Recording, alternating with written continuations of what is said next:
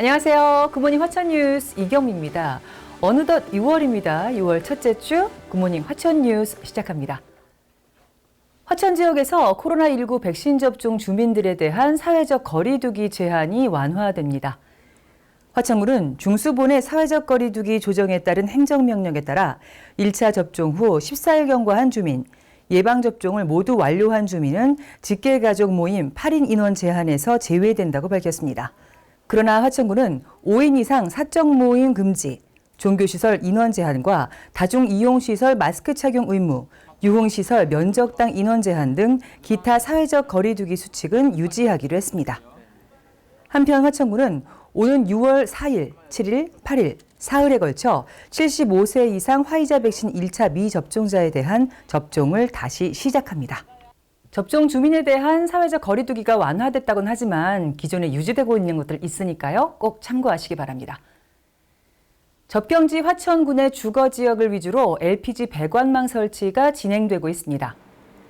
화천군은 올해 강원도 지역 균형 발전 시범 사업의 일환으로 간동면 오음마을과 하남면 위라리의 LPG 구축 사업을 추진 중입니다. 총 사업비는 28억 원으로 사업이 2023년 말에 완료되면 오음마을 171세대가 LPG를 사용할 수 있게 됩니다. 오음마을 주민들 LPG 사업 완료되기만을 손꼽아 기다리실 것 같습니다. 화천군 농업미생물 배양센터의 배양 규모와 공급 실적이 급증하면서 이미 지난해 실적을 돌파했습니다.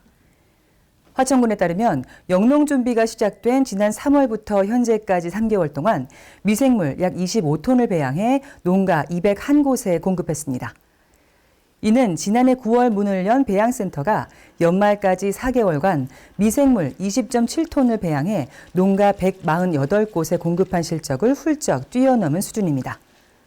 이에 연말까지 약 150톤가량의 미생물이 생산, 연말까지 미생물 공급 농가 규모는 약 1,500여 곳에 달할 전망입니다.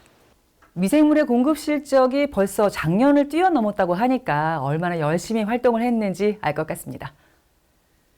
화천군이 2020년 기준 경제 총조사 사업을 실시합니다. 군은 6월 14일부터 7월 30일까지 화천 지역 모든 사업체 2,183곳을 대상으로 방문 조사와 인터넷 조사를 병행 진행할 계획입니다. 군은 이를 위해 조사원과 관리 인력 등 13명의 인력으로 조사단을 꾸렸습니다. 경제 총조사는 사업체 현황과 경제활동 상황을 통일된 기준으로 파악하기 위해 5년 단위로 실시하는 범국가적 경제 통계조사입니다. 경제 총조사가 7월 30일까지라고 하니까요. 여러분들의 협조 부탁드립니다. 화천군 도시재생대학을 개강했습니다. 화천군 도시지원센터는 제2기 화천군 도시재생대학 개강식을 시작으로 이달 말까지 교육을 진행합니다. 18시간에 걸쳐 운영될 교육에는 도시재생 이론은 물론 화천 지역 자원조사, 사회적 경제, 도시재생 방안 토론 등이 포함됩니다.